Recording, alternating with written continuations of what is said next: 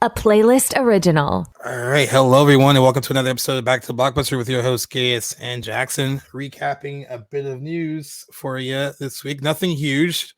We already recapped the Oscars in another separate episode because considering how long that one went, if we would have combined it with this new show, it would have. We have a new threshold of how long the episode should be, and it would have been way too long if we combined both. So that is why this is separate this week. Not like a lot of huge stuff in news, but enough to kind of I guess get certain people excited if they're excited for these projects in general. A lot of sequel news too. So yeah, we did mention in one episode that there was a huge percentage of sequels and stuff coming out this year, and one of them is kind of another redo of the Karate Kid. I guess not a redo because it's in like Ralph Macchio and Jackie Chan are in it. Now, Ralph Macchio, of course, is in the original trilogy of movies, and then, of course, is on Cobra Kai. And then Jackie Chan was in the remake with Jaden Smith. So I guess we're kind of crossing the universes of the original movie and I can't think of any other example of that happening. Yeah, me either, really. That's really strange. But we have some more cast. They filled out some more of its ensemble cast. Ming-Na Wen, who you might know from Agents of S.H.I.E.L.D. She's voicing Mulan. She's in a lot of stuff. She's a really great actress. She has been cast in a role. Most of these roles are under wraps. They're not telling you what they're doing in the movie, but she just recently cast Joshua Jackson, who you might remember from back in the day, Dawson's Creek or Urban Legend. We just saw him in Cruel Intentions last week. But he's also been a big TV guy after Dawson's Creek. He was on Fringe for several seasons, The Affair. He's done mostly TV, but he is making his first film role appearance in almost 10 years, joining the cast of the Karate Kid sequel. Again, an unknown role, but they said it's one of the film's main characters. And then Sadie Stanley from the freeform teen drama Cruel Summer has been cast as the romantic lead in the movie, and Ben Wang actually is the Karate Kid in this film. He is from the American he is from a TV shows, and he was actually found in a huge global search to find the new Karate Kid. I was gonna say that must have been quite the casting process to narrow that down.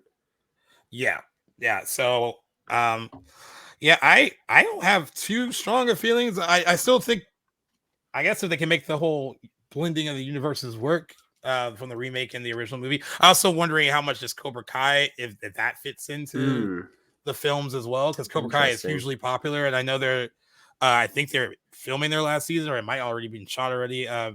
But the Karate Kid had a huge resurgence because of Cobra Kai on TV, and this movie is expected to come out December 13th of this year, so it'll pretty quick. But what is your kind of exposure to the Karate Kid at all? Not much. I hesitate to say that I've seen the remake. Like, I think it was playing on, when did it come out? Like 2010, 2012? Let me see. I might have been. I think 2010. Yeah. I think I saw it like that old. Jesus Christ. I definitely didn't see it in theaters or anything like that, but like I have some memory of seeing it. I have not seen any of the originals, sadly. I should really change that. The first one's good. I'm really not invested in this series the first at one. All, so the first one came out in '84, so it has an anniversary this year. That's right. Turns 40. It's the year I was born. Jesus. June 22nd, 1984. So that'll be a fun one. Okay, that could be a good one. There's a lot of great anniversaries later this year. Yeah, that should be one that the first one's really good. It's a true like underdog story. Even though I do love the theories that push the whole like Daniel LaRusso, the Karate Kid is the actual bully and not William Zabka's character. Which they kind of use that narrative on the show where it's like, of course not outwardly a bully, but there might be more than meets the eye and that kind of friction between the two of them, which is actually made for pretty good TV.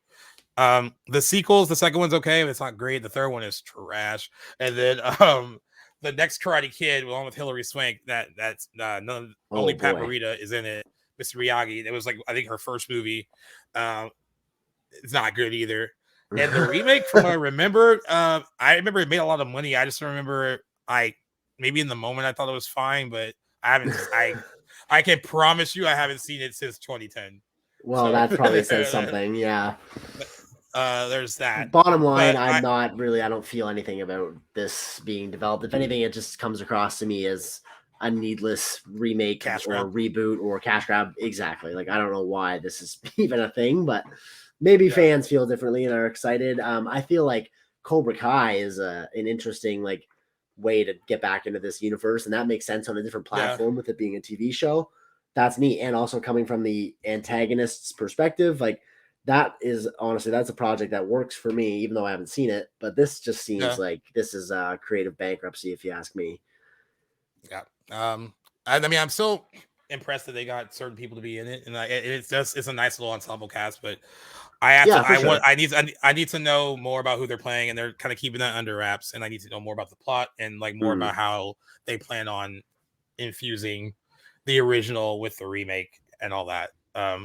But yeah, the movie comes out December 13th, and that clears us up for our first round of sequel news to another sequel.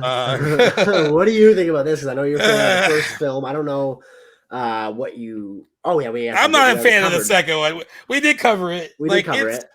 Here's the deal. I got the 4K because the sequel. I mean, completeness at heart, and it was sent to me.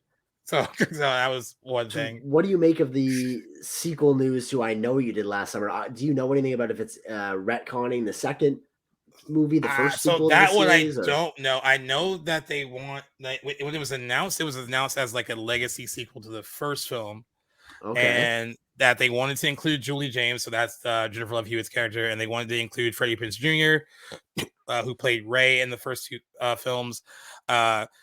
I know that in the first press release that they said that he was contacted about a role and that she was too. Freddie Prinze Jr. said that he was never contacted about doing it. However, Leah McKendrick, she was involved in a movie called Do Revenge that was on Netflix. And Sarah Michelle Gellar had a cameo in that because Do Revenge was kind of like was inspired, the writer said was inspired a lot by Cruel Intentions. So that's why they had Sarah Michelle Gellar do a cameo in that.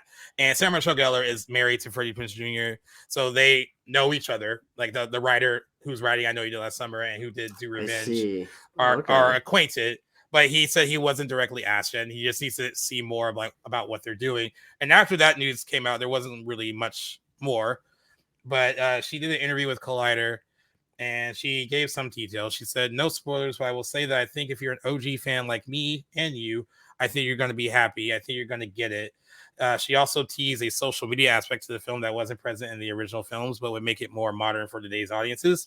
And she went on to say, at its core, I think it really reckons with some big ideas about hero and villain, right and wrong, how your skeletons come back to haunt you. In the age of the internet and the age where fame is such a revered concept, the creation of TikTok and social media, who is Julie James in a world where there are no secrets anymore? She also added, I already feel like I'm saying too much, but I think at its core, if you watch the original, I obviously watched it 8 million times while working on it, but it's fun. It's just a popcorn wild ride. It's campy at times. Jennifer Love Hewitt is so hot. Freddie Prinze Jr. is so hot.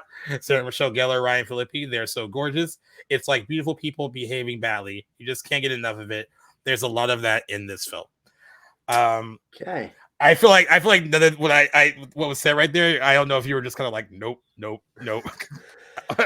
I mean, I only have to say I would just parrot myself from what I just said about this new Karate Kid movie. Like, is this really necessary?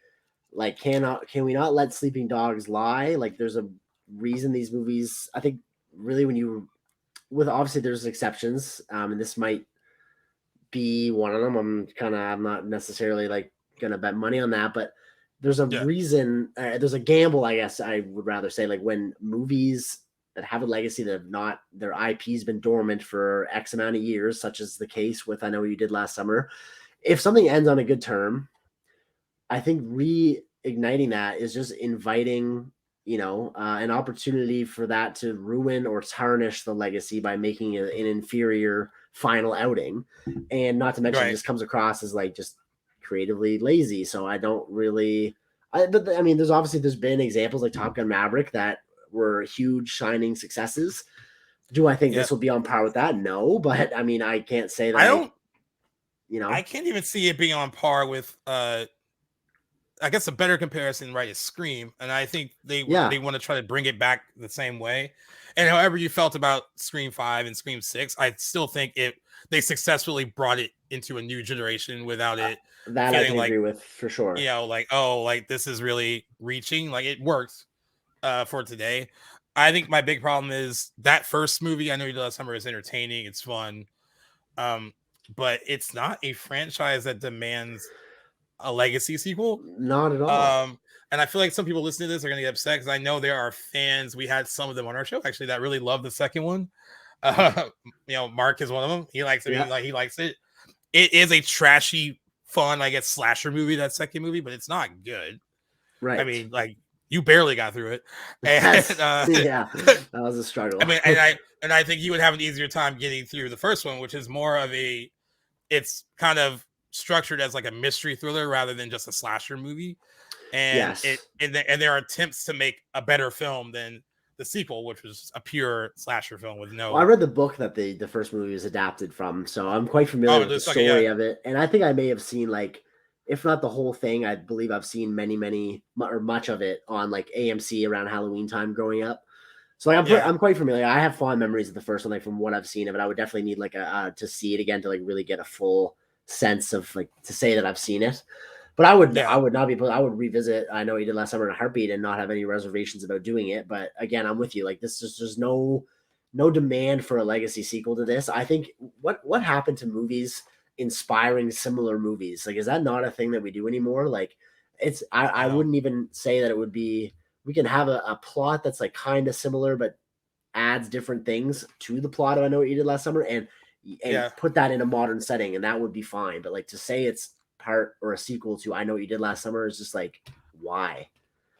I think it's interesting too. That's a good point because there's a movie. I don't know if you ever saw Prom Night. It's like an 80s slash movie. Yeah, not the original. I know what you mean though. Yeah. And that movie, the plot of it is like these kids when they were younger, they cause like the accidental death of one of their friends, and then years later on Prom Night, this killer is calling them, making threatening phone calls, saying that whatever's going to happen is going to happen at the prom. I know it's very reminiscent of what I Know You Did Last Summer does, where there is a murder and then a year later, someone knows their secret and someone's after them, right? So it's like, I see.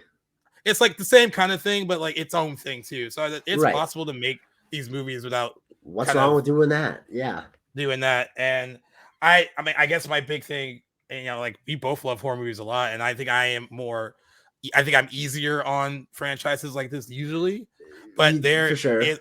I don't see the demand. Like, okay, you can say there is a audience that loves I Still Know You Did Last Summer for what it is, for it being like a trashy horror sequel, but I don't know anyone that likes that third straight to video one. I'll always know you did last summer. And I saw it once, don't even remember anything about it. So I don't see how this is a legacy franchise. Now, I guess if you get Jennifer Love Hewitt back and you get Freddie Prinze Jr. back, and if you really want to reach into the sequel, if you get Brandy to show up, that it might excite certain people to do this again.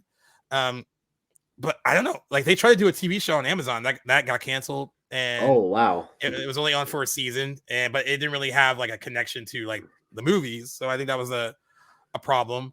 But I don't know. I think I Know You Did Last Summer was a good one-off. It made it a lot of money when it came out. It had like a $17 million budget. It made $125 million worldwide when it came out in 97. It was very much of its time. Came out right after Scream. So like it was a movie of the moment. And they sequelized it way too quick. It came out a year later. Yeah, exactly. And Williamson was busy.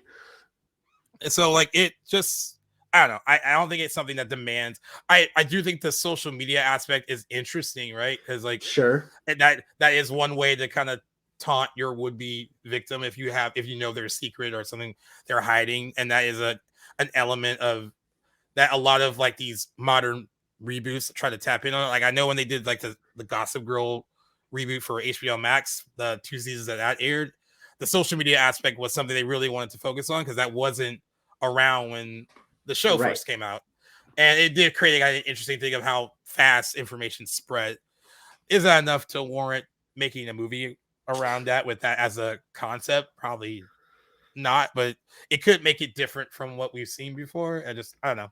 again, I think it would work best if it was like I Know What You Did Last Summer, inspired by sort of project, and it wasn't just making it a sequel. Just I think it's an added burden that it doesn't need. I think it would thrive more if it was just kind of clearly paying homage to it, but like adding enough that it's original. I we're still at this, but I think we've made some strides, or Hollywood rather has made some strides recently, mostly like in the last couple of years, but there is still this tendency to hook on to IPs and make unnecessary sequels, requels, reboots, all that sort of thing. And I think it'll be a trend, in perpetuity, but it's just, I don't know. I sound like I'm beating a dead horse here, as I always have this to say when it comes to movies like this, but we'll see. It's not to say that it won't turn out to be like a decent project. I mean, others have definitely done it and done it successfully, but not, I mean, I am waiting with bated breath. Is that how it goes? I'm not really invested, but we'll see, I guess. And I'm not all that excited either. I mean, I love the first movie a lot. Yeah. I don't think there's much. Was it 97 or 96? 97. Yeah, 97. It came out the year after Scream, and was kind of like the test after Scream, because Scream did well, and then it was like, all right, is this genre back? And then that movie came out, and it was number one for 3 weeks in a row. It came out. Right. It was pretty huge at the time it came out, but I think a lot of people forget it is a product of its time. Right. Well made for what it is, like as far as like the look, and again, not just a generic slasher movie. It also kind of caught lightning in the bottle with those people that were in it. They were really big at that moment, right. Getting big at that moment. I don't know if there's a huge demand in the same way to have Jennifer Love Hewitt come back as Julie that it would be for Nev Campbell to come back as Sydney. Like if you're comparing the two franchises, like I don't know if are craving that, I guess. Nah, probably not. Scream has more longevity and just better received sequels, and that seems more of like a genuine franchise. But speaking of franchises, though, our third piece is yet another. However, I'm not as like abrasive to this title as I guess I would, because I'm a fan of this series. Final Destination has a 6th installment coming out. Does it have a release date, or are we just like in early production? They said 2025 is when it's coming out, and that will mark the 25th anniversary of the actual franchise. So that'll be a good time for it to come out. That is crazy. Yeah, the first one came out in 2000. I don't even want to think ahead to 2000, but I'm sure that'll be one that we will talk about when that pops up. But it has an official title called Final Destination Bloodlines, and they were supposed to get started filming this a while ago, but the pandemic happened and then the strikes happened. But they finally began day one of filming last week, and this was rumored to be a streaming release, but no, it is getting a 2025 theatrical release and on IMAX screens as well. So they must be pretty invested in what they're doing. This will be the 6th installment in the hit franchise, and the first in over 10 years. And by the way, in case you're wondering, it is the 10th highest grossing horror franchise in the United States. It's made $347.8 million across 6 movies and has grossed $667 million globally to date. They are not expensive movies to make at all, so they've all been hits relative to their budgets. How I feel about this, I think the first movie is the only good one, but I'm not taking anything away from like there's like a good film, and then the rest of them are just fun. So I think the first movie, 100%. The first movie reminds me of Scream in the sense where it has this like really cool central idea, and I thought they utilized that. I love the idea of you not seeing death, and it wasn't like a manifestation or some kind of person. It was just a presence, unseen presence, manipulating the circumstances. That kind of turned everyday walks of life into potential hazardous dangers. Whether it's like just slipping on something in your bathroom, or your microwave exploding, or being behind a tanning bed truck. Being behind a truck with that has a bunch of logs on it, or flying a plane. And that has stood the test of time. I still see memes and photos shared on social media of people behind logging trucks, and they're like, "Nope, switching lanes, never." Yeah, never again. That being said, like I'm actually kind of like I need to go through this series again. I'm not. This is one of those series where like I know I've seen several of the entries, but like couldn't really tell you which movie, like which ones I've seen. I've seen the first one. I've seen the 5th one a couple times a piece. I've seen the 3rd one's the roller coaster one, right? I've seen that a couple times. But That I'd was be the a one little I've seen the hazy on 2 and most 4. of the sequels. Of the sequels, I've seen the third one the most. Okay. I need to go through these again. I actually might, just in anticipation of the 6th entry, because like I could have some fun with these movies. Yeah. It's one of those premises. I think you could probably make like 10 or 12 of these movies. I think they're strongest when they're not connected. I do love how 5 ties into the beginning. I did love 1. that. I is do remember slick. that. Yeah, I thought that was cool. Yeah, I remember the theater. Everyone kind of like audibly gasping, like, "Oh, that's cool that they did that." Yeah, It reminded me of the Paranormal Activity, the marked ones. I don't know if you ever saw. I did that not one. see it. I kind of tuned out after the 3rd.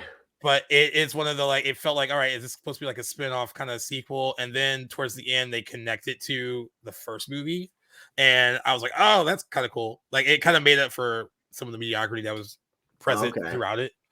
But yeah, I thought that was cool thing about the 5th one too, that they looped it back into the formula of the Final Destination movies are just so good. You can just take a random group of people and do the same thing with it across several movies, and I just think it works if you keep it, original and slick enough, because there's just so many different things you can explore. And I would love to see Tony Todd in it too.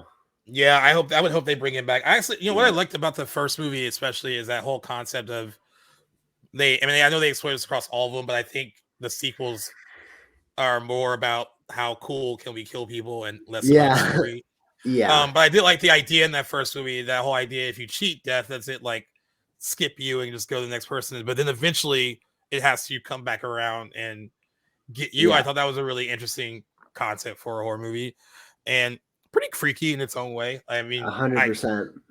I'll fly if I have to. I don't really love flying. I'm one of those people that have to like knock out and Oh, really? Yeah. So I remember when I saw that first movie. When I saw that first movie, I was like, man, this is like my worst nightmare. And then I was like, I wonder if I was on a plane and someone was like, it's gonna explode. When I just like, I think I'm gonna get off. I mean, I've seen this movie. Honestly, these days, if something like that happened, I bet you they would just ground the flight and reschedule it. I don't think they even take those kind of chances. That is crazy. That Final Destination came out in 2000, so pre 9/11. Like it was like very different time. Yeah, as far as like kind of these grand theatrics on flights, and like you're right, they probably would just like ground the plane and like wouldn't even take off. Like it wouldn't be an issue of like who stays on and who gets off. I think it would just everyone at that point. Yeah, definitely. But yeah, I always wondered that in my mind. Like if I did hear that, like would I just take my chances? Like no, I'm just gonna trust homie might be right. Maybe he saw something. It reminds me of that woman, I think it was last year, that you see that big viral video of the pointing at someone in the back of the plane. That motherfucker is not real. Yeah, real. So funny. She was like on shrooms or something. She was going crazy. But we should definitely bookmark the anniversary for the first movie next year. That would be a great cover. And I think that's use that as a springboard to go through the series. Yeah, definitely. And I guess we have more sequel news, but not horror. This one I'm excited. This one I'm excited for. You break the ground for us though. So they've been talking about doing a sequel to The Accountant for a while. And this was a movie that was set up by Warner Brothers, the first film, but now it is moving over to Amazon MGM Studios. They said star Ben Affleck and Matt Damon's Artist Equity Production Company were able to license sequel rights to Amazon after the project lost its luster under David Zaslav's oversight at Warner Brothers. They said along with the move comes word of an official synopsis, and it says, when her former boss is killed by unknown assassins, Treasury agent Mary Beth Medina is forced to contact Christian Wolf to solve the murder. With the help of his estranged but highly lethal brother Brax, Chris applies his brilliant mind and less than legal methods to piece together the unsolved puzzle. As they get closer to the truth, the trio draw the attention of some of the most ruthless killers alive, all intent on putting a stop to their search. In addition to Ben Affleck coming back, J.K. Simmons, John Berthal is also returning. And so is Cynthia Day Robinson. The only person not returning from the 2016 film is Anna Kendrick. She played Dana Cummings in that movie, but she is not coming back. Makes kind of sense that her character. Yes, it does. Wouldn't come back. Yeah. But I love the first movie. First one is an awesome movie from 2016. That movie is slick. I would have loved to have seen a sequel even sooner. Gavin O'Connor, though, I haven't really been keeping up with his most recent directing efforts. I do love his 2011 movie Warrior. Have you ever seen that one? Yeah, Warrior's really good. It's so Oh man, underrated. that movie's definitely underrated. I've seen that movie probably like 8 times. Yeah. But yeah, super pumped for the Accountant 2 news, and I love that the main cast is coming back too, because this is a universe I want to explore a little bit more. I would take a prequel, I Yeah. would take a sequel, and maybe just Yeah. do three or four. But yeah, Yep. very happy for that news. How do you feel about it losing its luster under David Zaslav and Warner Brothers? I wonder what he's like. Oh, I wonder if he's like, it's not viable. Like, I don't want to pay attention to it. Like, I'll I get don't to know. it. David Zavslav's opinions mean nothing to me. That guy is a friggin' goof. I don't know. I have no idea. I have no opinion on what I think happened back there. I say that he should just be the face of the company, not the brains of Warner Brothers, because clearly he doesn't know what he's doing half the time. So Yeah. that's too bad though, because it would have been nice to have seen. But everything happens for a reason. Maybe the cards will fall in place better this time around. Does this have a release date, or I know this is pretty early? No, they're filming this year though. Oh, okay, So fantastic. there is at least that. So yeah, I'm excited for it. I'm looking forward to it. I mean, I like the first one. It actually makes me want to rewatch it. I haven't rewatched it in a really long time. The Accountant, but I would love to rewatch that one soon. It's been a bit. I've seen it enough times. I'm not exactly due for a rewatch, but I haven't actually watched it in probably a couple of years. So I would definitely, in anticipation for The Accountant 2, I would definitely rewatch it. On this note, though, I was just kind of looking at Gavin O'Connor, the director's credits here. So he only did one movie since The Accountant in 2016. He did 2020's The Way Back again with Ben Affleck, kind of like middling reviews. It came out right before the pandemic. I'm not sure when it was. It must have been early pandemic days. Yeah. I have not seen it. Yeah. I heard that Ben Affleck was good in it though. I remember not hearing much about the movie, but that Ben was praised. But so he's been on a hiatus since then. But his other movie that's also in production right now, I just clicked on it just to see what it was all about. Very exciting, kind of a writer attached. This is written by Taylor Sheridan, who I love, who's kind of been wrapped up in the Yellowstone world recently. Yeah. That's his babies, but he's written movies like Wind River, Hell or High Water, Sicario. Yeah. He was on a great writing streak in the mid 2010s. So he's writing, and Gavin O'Connor is directing this other movie. It's called Fast, and I know it's kind of adjacent to Accountant 2, but just while I'm on it, I guess the premise of that one is a former U.S. Special Forces officer is recruited by the government's drug enforcement agency to lead a takedown on drug dealers who are protected by the CIA, which sounds like a mix between The Accountant and Sicario. Yeah, that is awesome. I would check the shit out of that. That sounds good. Actually, yeah. So big things coming from Gavin O'Connor, hopefully. And there's no cast. It's got a quick synopsis, and it's a drama. Not sure where they're at in production, but be looking for that one. Yeah.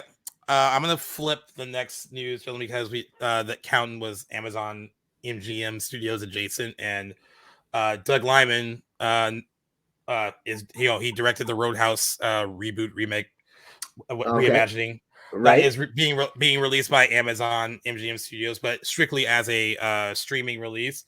We told you that he was boycotting the South by Southwest premiere because he was upset because they weren't releasing the film theatrically and only streaming. But after all that hoopla, he went to the premiere. He actually did show up to the South by Southwest screening of the film. After he wrote an open letter voicing his displeasure that Amazon MGM would not be releasing the film in theaters, despite what he said were positive test screenings. He wrote at the time, Amazon asked me and the film community to trust them and their public statements about supporting cinemas, and they turned around and are using Roadhouse to sell plumbing fixtures. That is what he said at the time. But he also said in protest that he would not be attending, but he did. I'm assuming that Jake Gyllenhaal may have talked to him and told him to come, and said it would look good if he showed up, to have the director support the movie. And from what we were told, Amazon gave them two options. They said, we can give you a $65 million budget and release it theatrically, or we can give you an $80 million budget, but it's going to be exclusively a streaming release. Okay. And they said all involved agreed with that. So I don't know if maybe Doug Liman thought that he could change their minds, or maybe we don't know what that kind of all the behind the scenes conversations were. Interesting. But somewhere along the line, Doug Liman was like, no, I know this was greenlit under MGM before Amazon acquired MGM. And that is when things with okay. Roadhouse changed a lot. But at least he showed up to support the movie. And so far, out of 23 reviews, I know it's not a lot, but it has a 74% fresh rating so far. Well, yeah, its first 12 reviews had it like a 96, and I saw that. I was like, okay. Oh, I knew that. Oh, I knew that was coming down to earth. Like, grain of salt. Yeah, no, definitely. I've heard that it's fun, but like yeah. Yeah, I heard it's fun. If it settles in like the mid 60s, like still kind of fresh, I would be like, that seems appropriate. Fine. That seems about right. Yeah. I heard that Jake Gyllenhaal is charismatic and Conor McGregor is unhinged, which is kind of all I really would have expected. They said Conor McGregor was really fun apparently in the movie, and they said that he was the highlight of the premiere in Austin. They said that he clearly is enjoying himself. So, it's good that he went to go support the movie. I mean that Doug Liman went. I understand the essence of the boycott and wanting to support the theatrical experience, but like so many people work on the movie too, not just him, and he should be there to support the film if everyone else is going to be there to do it. So for sure. I just hope this doesn't spawn a Conor McGregor film career. God damn, I just do not want that to happen. You're like, you can be in this because it's adjacent to your career. Like, cool, right? Yeah, stick to your guns though, Conor. Yeah, I'm not. And and that's one of those things where Jake Gyllenhaal is going to be like, oh, he's so good in the movie. I'm like, I know you got to say that. Maybe he is. Like, good for the part, I guess. For sure. Yeah, that seems likely. All right. Well, here's some other news. I know we said we weren't going to talk about TV a lot more on the show, but this is still kind of movie adjacent. This is an exception for sure. The Halloween TV series has an update. I have no idea what you're about to say, so I'm hearing this for the first time. Yeah, so remember last October, they said that Miramax scored the TV rights to the Halloween franchise after they already have the rights to the film franchise as well. And they said Miramax head is now providing some details about the show. He said not to expect a continuation of David Gordon Green's Halloween trilogy. He said the foundation of it is the original film, the John Carpenter movie, the characters of that film, and perhaps a group of characters that we haven't really focused on that much in recent film versions, or even in a number of them. He continued by saying it's a creative reset completely and going back to the original film, as opposed to spinning out of any of the more recent film adaptations. He also said they're fast tracking the series. He said that we've had a lot of exciting conversations in recent months with a number of really talented people, and I think we'll have a pretty good idea of what we're going to be doing very soon. We're hoping to lock down the creative team on this project very soon as well. Okay. So what I got from that is we're going to lock down our creative team. So i.e. we don't have our creative team locked down. You said something along the lines of we're going to settle on what approach we're going to take to the series, yet we're going to fast track it. So this just seems like it's I'm not happy with what you just said right there. I'm fine with the TV series, but if you don't even know where creatively you're going to take the show, what is the rush on getting it out? Like that just spells disaster for me. What do you think? What do you make of it? I like that there's an update, but that's just I like the idea of the show. I remember after when they said that it was a issue of like film rights, TV rights, I was like, I wouldn't mind seeing a Halloween TV series. I agree. Some people online pitched really cool ideas. Someone was like, do a prequel series about Dr. Loomis and like his maybe his involvement with like a young Michael Myers and seeing not so much like a Rob Zombie version of that, but like, a good one, but like a good version of that. Do what Rob Zombie did, but better. Like I would like to see a little bit of Judith and like what he does to Judith, maybe lead the series on and then spend the rest of the series with him and Dr. Loomis at the psychiatry and then like him break out and then lead into the John Carpenter film. That would be sick. Yeah. I also think there's a place where you can kind of do both at the same time, where this kind of reminds me of Lost, where there's like maybe flashbacks to stuff that happened earlier, and then also bringing it back to present day. Now I don't know if present day for the show would be 1978. I hope so. I'd like to keep it back there. Yeah. But like a combination of the two even works. I think that would be kind of cool to kind of go back to the beginning and then kind of, because I think, of course, with the Halloween TV series, you want the face of Michael Myers on it. So I guess that would be the problem with the prequel, is that you wouldn't have the shape as we know him, right? It wouldn't be like the William Shatner white spray painted mask and all that. Yeah, but I get that would draw in viewers, but I think for the sake of the story, I mean, as long as you have Michael as a character in there, I think it'd be cool to tread new ground in that series. How many different iterations and versions of like the Halloween story and Michael have we gotten over the 40 years, right? True. 40 And speaking of that, 6 I want years. to ask you, I mean, we've had a lot of movies with her, and I'm not saying Jamie Lee Curtis, because she's definitely not coming back to do any of this stuff. But do you do Laurie Strode again, or you focus on someone else new entirely? How do you go about doing that? Michael is the crux of the show. Let's see how he interacts with different characters. I like Dr. Loomis. I think that would be cool. I mean, yeah, he's a character we've seen a lot of in the Halloween series, but Laurie Strode, I love her. She's had her thing. She defeats Michael in David Gordon Green's series. There's nowhere else you can go with that. So that doesn't come as a surprise that they're not expanding that story. I think her arc's complete. So yeah, let's see what else he was doing back in the day. I like the Dr. Loomis thing, because even though he is in so many of those movies, we don't know a lot about Dr. Loomis. Like, we know that he kind of has this like, battle of good and evil thing with Michael Myers and all that, right? But like but we don't know like a ton about his actual background. I think there's something that could be taken from that, and it'd be really interesting to kind of mix in with like this kind of new Halloween lore, I guess. And like you said, I guess, like he said, there's options to explore other characters. I mean, I know some people would love Jamie, that character, to come back in some way. The character that Danielle Harris played in the 4th and 5th one as a little kid. That could be cool. She can come back as an adult. I know she has always wanted to. I know she came back as Annie in the remakes and all that, but she would love to play Jamie again. And she loves the franchise and she loves the fans. So that'd be a cool way to include her and focus on that character, because, we talked about it when we covered the 4th one. The 4th one is a fan favorite sequel of the bunch, and they really love her. So that's one route to take it. I honestly don't want to see any more Laurie Strode. And that has nothing to do with not liking the character. I think the character is great. It'd be a disservice to the character at this point. I think we have seen her arc different times. I mean, depending, like we mentioned before, Halloween is a choose your own adventure kind of franchise. Where if you want to watch 1, 2, H2O, and that will be your scenario, her story wraps up fairly okay there. If you want to do 1, 2, 4, 5, 6, and just focus on she's in those first 2, and then Jamie takes over, whatever. And if you want to do 2018 kills ends, you can also do that. So there's a lot of different ways to approach the series for sure. Yeah. And if you want to just watch the Rob Zombie remix, cool. I think that is what I have slated for this October's watch, because I'm the most removed from his movies. So I think I might at least get his first one in on Halloween this year. Oh, you gotta watch Ends too, huh? Yeah, I do gotta get it. I might, I'll probably just do Ends instead of doing 2018 and then Kills, because I do got to finish up the series, painful as it may be. But yeah, I mean, like I said, I like the idea of the TV show. I think there's a lot of interesting places they can go. Hey, but I do agree with your assessment of his comments. Or like, hey, we've been talking to so many creative people, but we haven't really pinned down what we're doing. But we want to fast track it. So I don't like that. Yeah.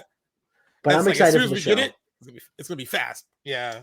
Yeah. And again, man, like, I'm also, this franchise is still viable. And like it makes me kind of crazy as a horror fan that I love that it's still a thing that they think can still be profitable and all that. But it is crazy that this is the only one of the biggies that's around right now. Like Friday the 13th hasn't been around, Nightmare on Elm Street hasn't been around.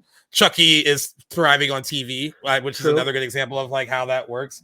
I think Hellraiser would work really well on television as opposed to doing a bunch of movies. Like a really good, like, no holds barred limited series on like a streamer or whatever would be really good for that.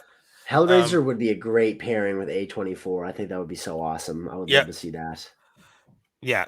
So I do like the idea, but I would love to see, Freddy or Jason.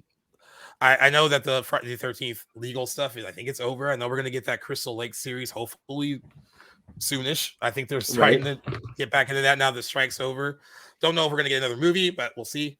And Nightmare on Elm Street, I don't know where that lies right now. I mean, it hasn't been on the big screen since 20 remake 10 or 2009 or 2010. I can never remember. I think it's 20. I think it came out a year after the Friday the 13th, so I think 2010. And so it's Yeah, so it's been a while for that one as well, but at least we got Halloween, I guess. Yeah, something to look forward to at least. Yep.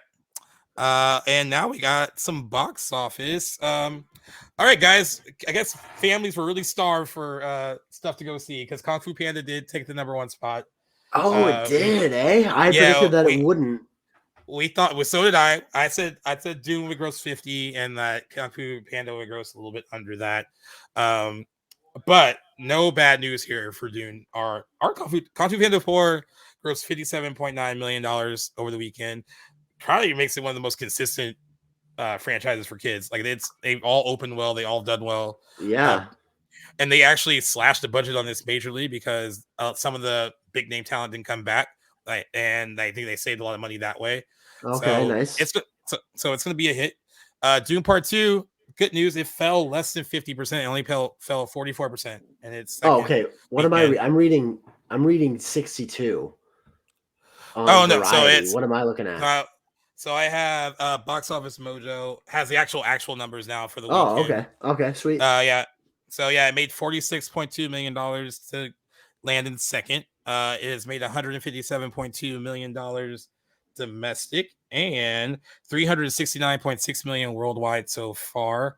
I think this weekend, since there's not really a huge big movie coming out, that it will probably hold really well in its third weekend too.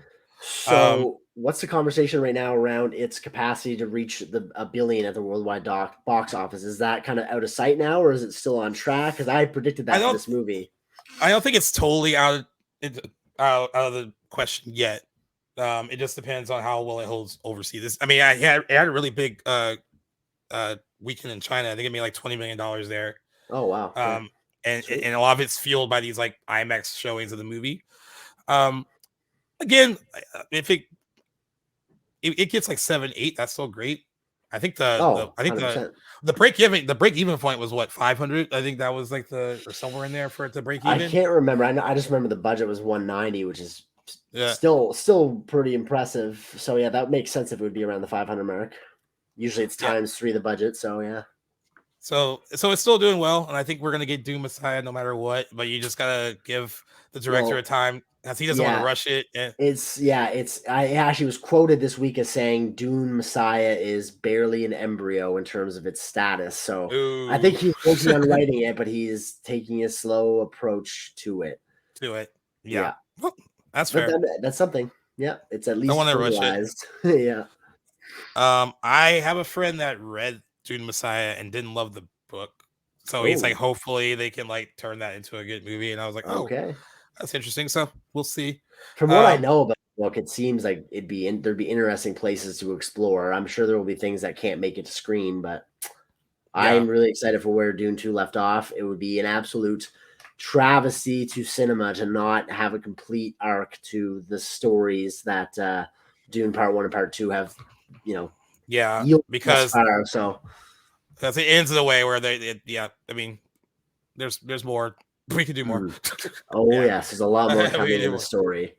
Yeah. An Imaginary opened this weekend too. It made $9.9 million over the weekend. That's better than it deserves. And you saw your review on that. Yeah, it's a $10 million Blumhouse movie. It's gonna turn a tiny profit. It's gonna drop like a ton of bricks next weekend though. Yeah.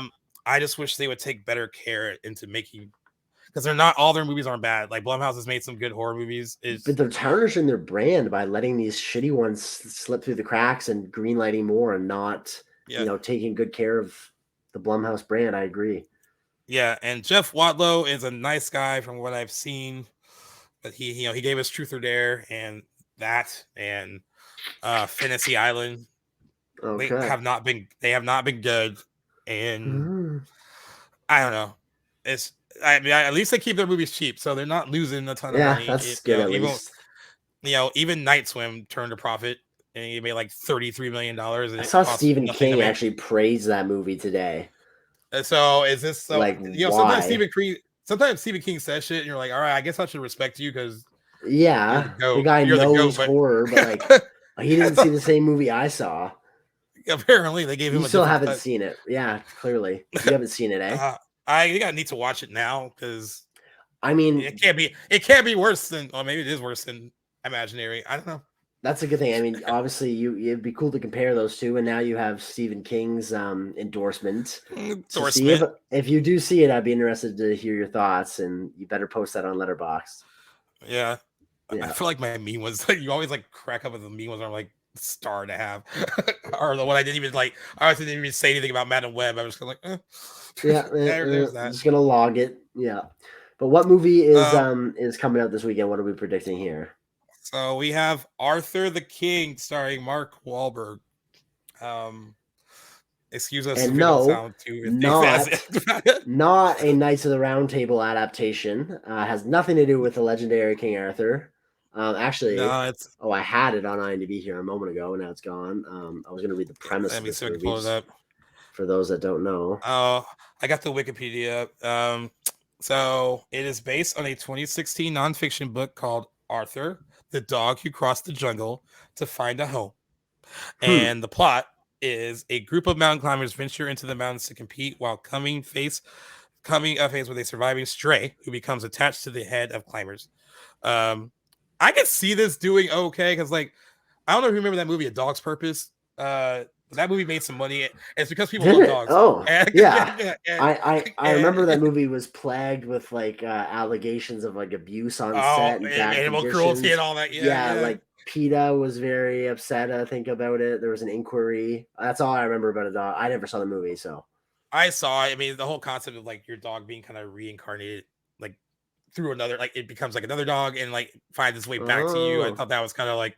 It could not tug at your heartstrings like of course, yeah. But I don't know. This very much feels like a Mark Wahlberg paycheck movie, so I'm throwing it in that category. He hasn't been anything really good in a long time. That's I know. Now. Guys just like going paycheck to paycheck. It seems. But yeah, Simu Liu is also in this movie, and Natalie Emmanuel. They're not like huge box office players by any means. Good actors, but not box office draws. So the tracking for this one, the low end is 12 million, the high end is 17 million. Jeez. All right. But bear in mind, now maybe I'm watching the wrong stuff. I have not seen any trailers for this.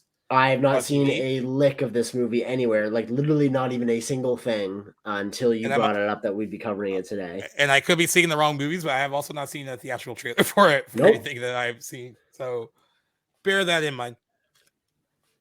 Tracking 12 to 17. I mean, I am still very much thinking that Dune is going to continue its success at the box office, so I think that's going to play a part. I'm with you though. I mean, dog movies do have their lovers, but like I'm gonna go in at like under and go like 10 million weekend.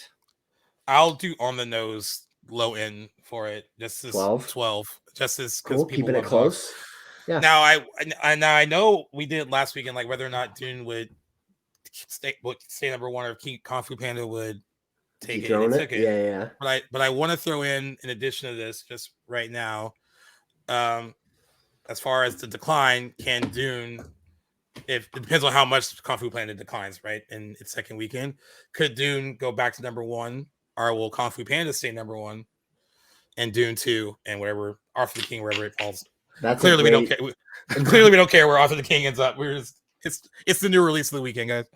It's a good question. I want to like put that out in the universe and say Dune is going to reclaim its top spot at the box office, but like, as long as it holds and does well, I'm going to be happy for it. I think, obviously, there's quite the appeal to the fourth Kung Fu Panda installment, so I'm going to guess that it'll probably just stay up there, and maybe it'll be a little closer battle, but I would guess that it maintains its top spot.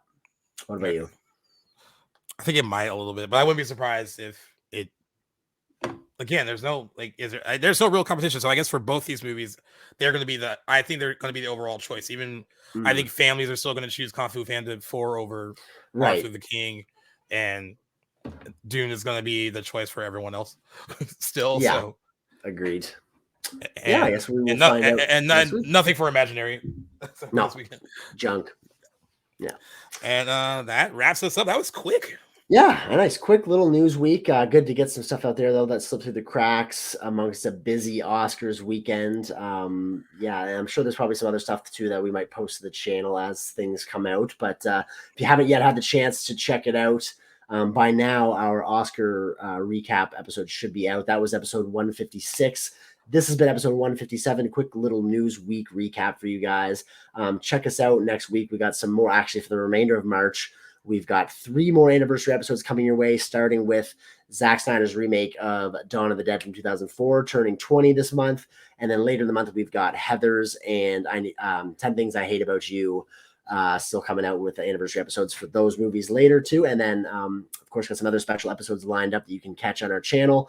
As always, you guys know where to find us. You can find us anywhere that you guys get your podcasts. Of course, check us out on the Playlist app. Anybody can access that from their app store. Check us out on there. Love playlists and all that they do for us, and also coming to YouTube too. You can find Back to the Blockbuster on YouTube now. More content will be coming out on there in the coming weeks and months. We're just kind of getting it off the ground, but just another place that you guys can listen to us chat about movies. It's always a pleasure to do so. And yeah, stay tuned to the channel for our upcoming episodes. And thanks again, guys, for tuning in and making this possible. Love yous, and we will see you on the next episode. Gaius, as always, a pleasure, and I'll see you next week. Peace.